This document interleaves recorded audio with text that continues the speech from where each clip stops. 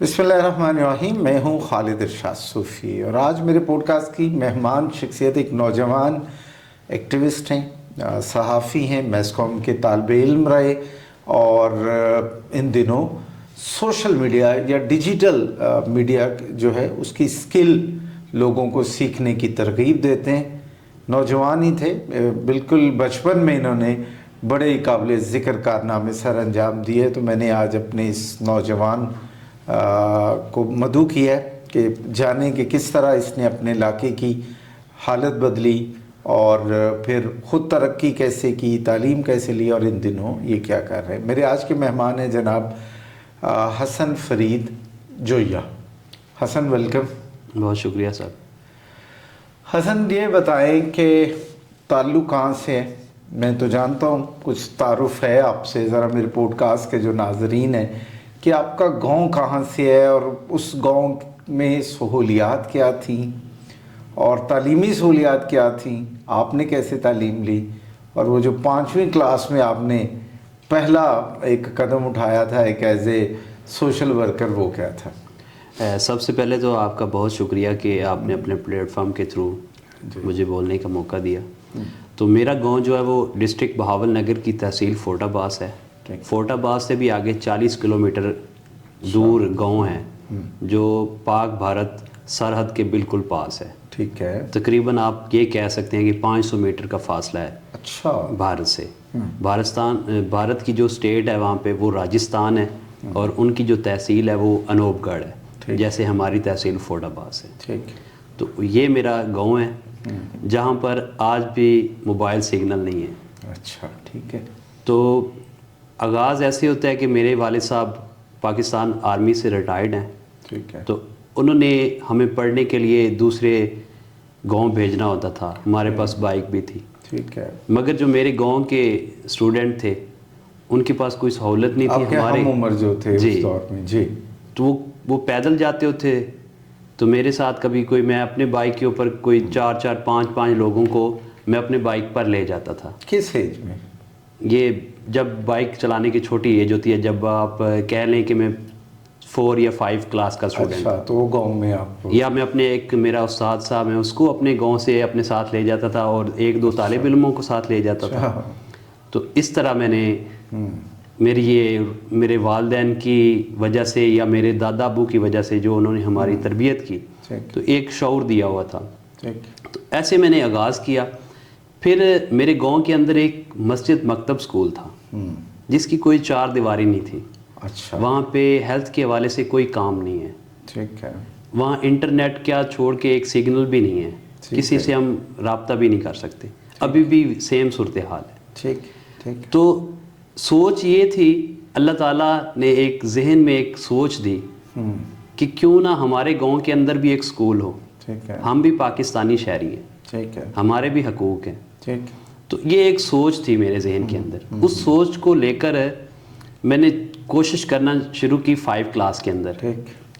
5 class के अंदर ये सोच थी कि मेरे गांव का जो स्कूल है वो उसकी 4 दीवारी बन जाए, वहाँ बच्चे पढ़ें। हम जो तंग होते हैं यहाँ से तकरीबन 10 किलोमीटर पैदल चल के जो मेरे गांव के बच्चे जाते हैं, तो उनको आसानी हो जाए, वो इधर ही 5 क्लास तक अपनी तालीम हासिल कर लें, कोई मिडिल कर ले, कोई मैट्रिक कर ले। तो ये कोशिश थी। अच्छा। लेकिन आपको पता है कि जब बंदा कोई एक कोशिश करने निकलता है तो रुकावटें बहुत ज़्यादा होती हैं। तो 5वीं क्लास में थे तो किया क्या आपने उस दौर में? उसमें मैंने कोशिश की, क्योंकि जो सहाफ़ी होता है, कोशिश क्या की? कोशिश ये की थी कि सहाफ़ी हर चीज़ की आंख है। ठीक है। कोई भी वाक़या हो उसको प्रेजेंट करने वाला सहाफ़ी होता है। इलाके की आवाज़ मैं समझता हूँ कि सहाफ़ी। तो आपने इलाकाई जो रिप्रेजेंटेटिव थे मुख्तलिफ न्यूज़पेपर्स के, चैनल्स के, उन्हें अप्रोच किया? मैंने उनको अप्रोच किया कि मेरे गांव का ये इशू है। अच्छा। अगर टीवी के ऊपर ये चल जाए तो तब वज़ीर आला पंजाब शहबाज शरीफ साहब थे। अच्छा। तो उनके सामने ये चली जाएगी। तब मुझे किसी ने कहा कि एक ट्विटर अकाउंट होता है, अगर आप उसके ऊपर पोस्ट करोगे तो आपकी आवाज़ सुनी जाएगी। ठीक है। तो मेरे पास तब नोकिया का फ़ोन होता था, तब उसके ऊपर 2G इंटरनेट चलता था। तब मैं इंटरनेट का यूज़र था। اچھا ٹھیک ہے. تو میں نے اس کے اوپر ٹویٹر اکاؤنٹ بنایا اور اپنی پوسٹ آج بھی وہ میرے پاس موجود ہیں. میں نے شہباز شریف صاحب کو ٹیگ کر کے اپنے اسکول کی پکچرز لگائی. تو میں نے یہ اسٹارٹ اپ لیا. پھر میں صحافیوں کو اپروچ کیا. مگر صحافت کے کچھ اصول ہوتے ہیں, علاقائی لوگوں کا انوالو ہونا بہت ضروری ہے. میری ایج بہت زیادہ چھوٹی ایج کا میں اسٹوڈنٹ تھا, وہ خبر نہ لگ تو خبر نہ لگ سکی. اچھا پھر کیا ہوا؟ پھر ایک ٹائم آیا کہ میٹرک میں نے اسی علاقے میں کی, اپنے آبائی علاقے کے ساتھ جو 10 کلومیٹر فاصلے پہ 240 HL اسکول تھا ہمارا. اچھا ٹھیک. تو وہاں سے ہم نے میٹرک کی. پھر ہم ڈگری کالج چلے گئے فورٹ عباس کے اندر. وہاں تب ہماری فیملی شفٹ ہو چکی تھی. جی ٹھیک ہے. تو ایک ٹائم ہوا کہ میرا ریلیشن بن گیا ان جرنلسٹ کے ساتھ. تو پھر کوشش یہ کی کہ میں ان کے تھرو, پھر پلان میرا وہی تھا کہ خبر چلوانی ہے. میں نے کبھی یہ اس گاؤں میں اسکول نہیں ہے, اسکول بحال کیا جائے, اپ گریڈ کیا جائے. تو خبر چلوانے کے ساتھ ایک ٹائم آیا کہ خبر ابھی چلی نہیں تھی. ڈپٹی کمشنر بہاول نگر رانا سلیم افضل صاحب لگے ہوئے تھے. ٹھیک ہے.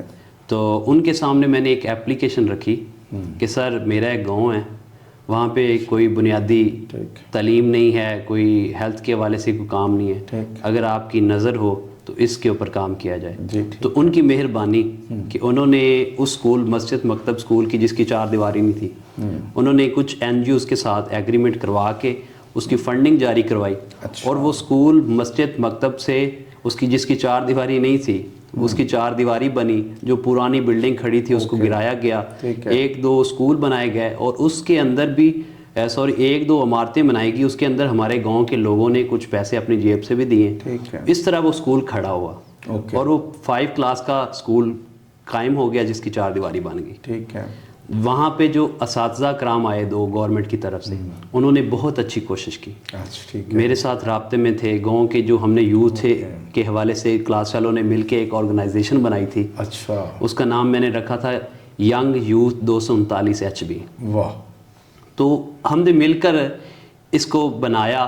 پھر ایٹ اے ٹائم ایک ایسا ٹائم آیا, وہ ایسا گاؤں ہے جو آپ کے ناظرین کو میں بتانا چاہتا ہوں, وہاں پہ فیمیل کی ایجوکیشن ہے تصور ہی نہیں ہے. اچھا. تو وہاں پہ ابھی تک میری اپنی کزنز جن کو گھر سے نکلنے کی اجازت نہیں تھی, 12 کوئی کلاس کر رہی ہے, کوئی 13ویں کلاس کی اسٹوڈنٹ ہے. یہ اس لیے میں بول رہا ہوں کہ کیونکہ 12-13 کلاس ایک ہر انسان کو سمجھ آتی ہے, انگلش میں بتانے کچھ لوگوں کو نہیں سمجھ آتی. تو ابھی یہ ایک چھوٹا سا پودا جو لگایا تھا, ابھی الحمدللہ وہ بہتری کی طرف جا رہا ہے.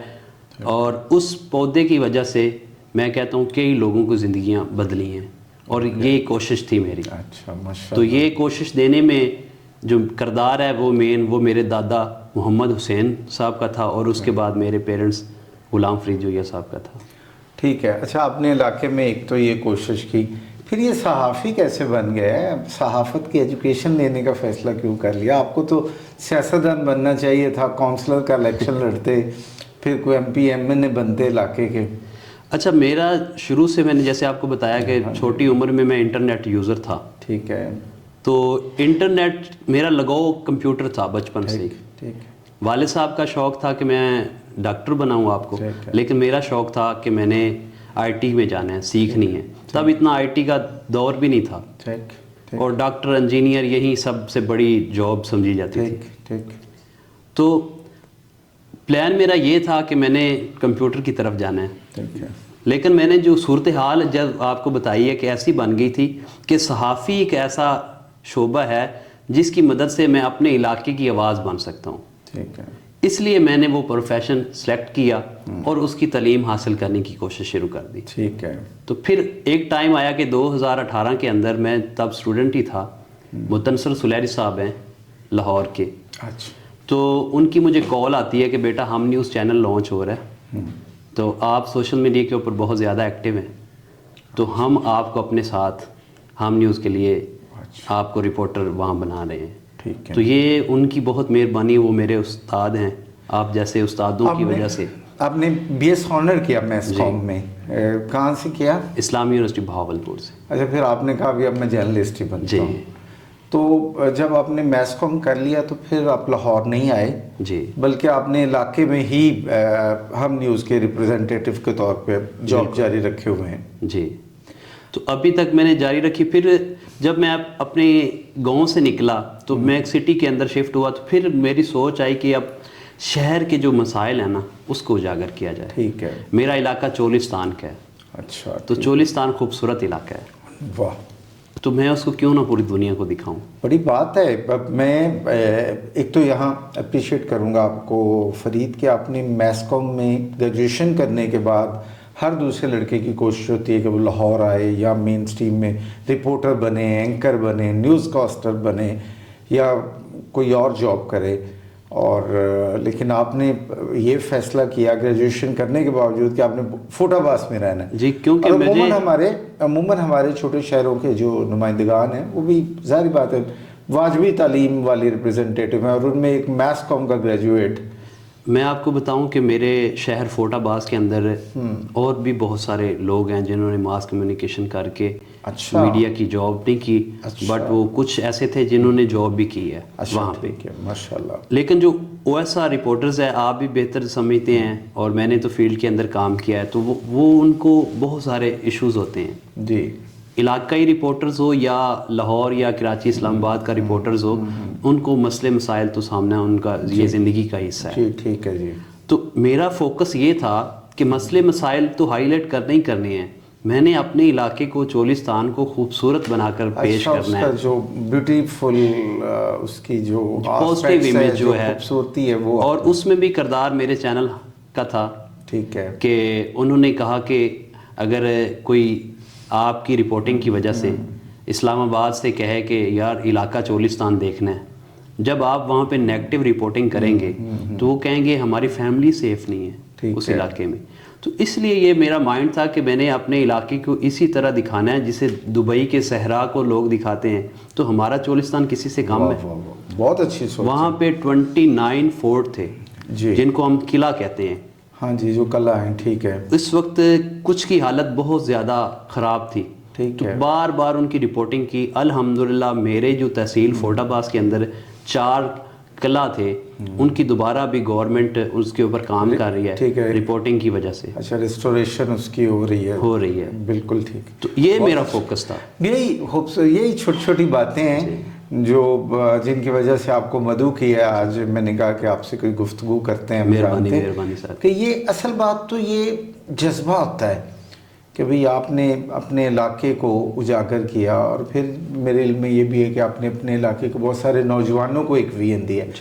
اچھا, اب آپ ڈیجیٹل سکلز اور ڈیجیٹل مارکیٹنگ کا بھی ساتھ کام کر رہے ہیں اور لوگوں کو ترغیب بھی دے رہے ہیں, تو اس پہ میرا سوال آپ سے یہ ہے کہ یار یہ بتائیں کہ یہ ڈیجیٹل مارکیٹنگ کا سکوپ کتنا کو ہے آگے. اچھا, میں آپ کو بتاتا ہوں مزے کی بات کہ 2015 میں نے نا اپنے علاقے کے اندر ایک ویب چینل کا کنسیپٹ آیا تھا. ٹھیک ہے. تو 2015 کے اندر میں نے ایک چینل بنایا تھا چولستان نیوز, علاقے کے حساب سے ساؤتھ پنجاب کے. یوٹیوب پہ تھا. جی, ڈیجیٹل چینل تھا, یوٹیوب کہہ لیں, سوشل میڈیا چینل کہہ لیں. ٹھیک ہے. یہ میں نے اسٹارٹ اپ لیا. پہلی دفعہ جب میں نے اس کی ویب سائٹ بنوائی, اس کی گرافکس بنوائے, اس کو چینل کو کوشش تھی کہ میں نے اس کو لائیو کرنا ہے, تو اس جتنی چیزیں تھیں وہ ساری میں نے پیڈ لی. ٹھیک ہے. جب میں پیڈ سے تنگ آیا تو میں نے کہا کیوں نہ میں یہ ساری چیزیں خود نہ سیکھ لوں. ٹھیک ہے. تو میں نے سب سے پہلے گرافک ڈیزائننگ سیکھی کہ اس کے اوپر جتنی پوسٹیں لگیں گی میرے علاقے کے ریلیٹڈ جو بھی کنٹینٹ ہوگا میں خود ڈیزائن کر کے لگاؤں گا. پھر اس کے ساتھ میں نے ویڈیو ایڈیٹنگ سیکھی, پھر ویب سائٹ ڈیولپمنٹ سیکھی. تو یہ تب میں نے چیزیں سیکھی اپنے کاروبار کو چلانے کے لیے, اپنے اس چینل کو چلانے کے لیے. ٹھیک ہے. تو آہستہ آہستہ وہی جو سیکھی ہوئی چیزیں تھیں وہ میرے لیے زندگی بدلنے میں اس نے اپنا کردار ادا کیا. وہ آپ کا ایک وہ میرا پروفیشن بن گیا آپ کا. اور یہ اس وقت 2015 یا 16 میں ہائپ کریٹ نہیں تھی آئی ٹی کی یا ڈیجیٹل مارکیٹنگ کی. تب آئی ٹی ہی ایک بہت بڑی فیلڈ سمجھنے کی ابھی ایک راہ ہموار ہوئی تھی. جی بالکل ٹھیک ہے. تو کوشش یہ تھی کہ میری کہ اپنے علاقے کی میں نے آواز بننا ہے. ساؤتھ پنجاب کا کوئی ایسا علاقہ یا ایسی تحصیل یا ایسا سٹی نہیں تھا جہاں پہ میرا چولستان نیوز کا رپورٹر نہیں تھا. کیا بات ہے. لیکن ایک کوئی ایسا رپورٹر, الحمدللہ جتنے میرے رپورٹرز تھے جن لوگوں نے میرے ساتھ اس وقت کام کیا تھا, ایک سب سے بڑی اگزامپل ہے کہ اس وقت چیچا وطنی کا میرا رپورٹر تھا, اویس اس کا نام ہے, ابھی پبلک نیوز کے مارننگ شو کا وہ پروڈیوسر ہے. ماشاءاللہ. تو ایک پلان یہی تھا کہ لوگوں کو ایجوکیٹ کرنا ہے. میں جو سیکھتا تھا اسی دن میں ان کو بتا دیتا تھا. مقصد میرا یہی تھا کہ اللہ تعالیٰ کی ذات کو راضی کرنا ہے. دیکھنے والی ذات جو ہے وہ اللہ تعالیٰ کی ہے. ماں باپ نے اور جو گرینڈ فادر نے تربیت اس طرح کی تھی کہ اللہ سے ڈر کے چلنا. حسن, اب میرے سوال پہ آتے ہیں. یہ بتائیں, ڈیجیٹل مارکیٹنگ کا ہم بڑا نام سنتے ہیں ان دنوں. گورنمنٹ بھی فری کورسز کروا رہی ہے, پیڈ کورسز بھی چل رہے ہیں. اس کا اسکوپ ہے کتنا کو؟ ڈیجیٹل مارکیٹنگ اس وقت بہت بڑی ضرورت ہے. اچھا ٹھیک ہے. آپ کا کوئی کاروبار ہو, جی, آپ کا کوئی چینل ہو, سوشل میڈیا چینلز, آپ اس وقت ڈیجیٹل مارکیٹنگ کی وجہ سے دیکھیں کہ یوٹیوب ایک اس کا پارٹ ہے سوشل میڈیا کا. جی جی.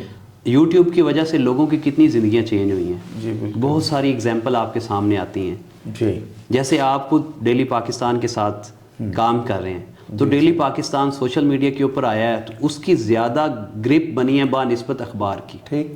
یہ ڈیجیٹل مارکیٹنگ ہے. اوکے. ڈیجیٹل مارکیٹنگ کا اس وقت ابھی 2025 ہے, 2026 2030 تک اس کا مزید جو اسکوپ ہے وہ انکریز ہونا ہے. اوکے. اور اس کے ساتھ ابھی جو اے آئی انٹیگریٹ ہوئی ہے. ٹھیک ہے.